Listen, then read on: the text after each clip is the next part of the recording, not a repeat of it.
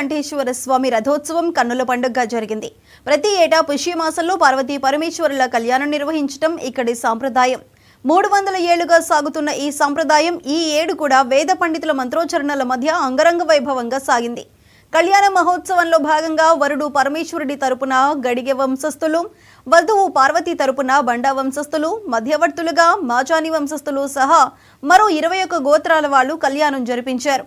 అనంతరం ఉత్సవమూర్తులైన పార్వతీ పరమేశ్వరుల విగ్రహాలను పండితులు మహారథంపై ఆసీనులు చేసి అశేష భక్తజనుల నడుమ ఊరేగించారు. రథోత్సవంలో గురువయ్యల నాట్య ప్రదర్శన ఆకట్టుకుంది. నీలకంఠుడి కళ్యాణోత్సవాన్ని కనులారా చూడటానికి ఏపీ, తెలంగాణ, కర్ణాటక, మహారాష్ట్ర నుంచి భక్తులు భారీగా తరలివచ్చారు.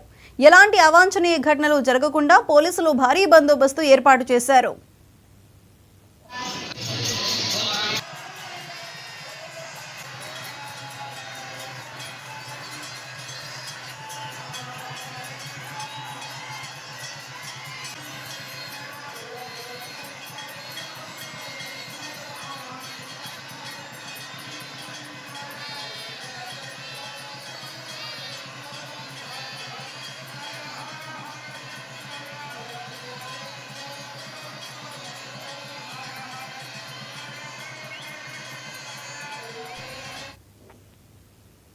శ్రీ సత్యసాయి జిల్లా కదిరిలోని శ్రీమద్ ఘాద్రి లక్ష్మీ నరసింహస్వామి వారి ఆలయం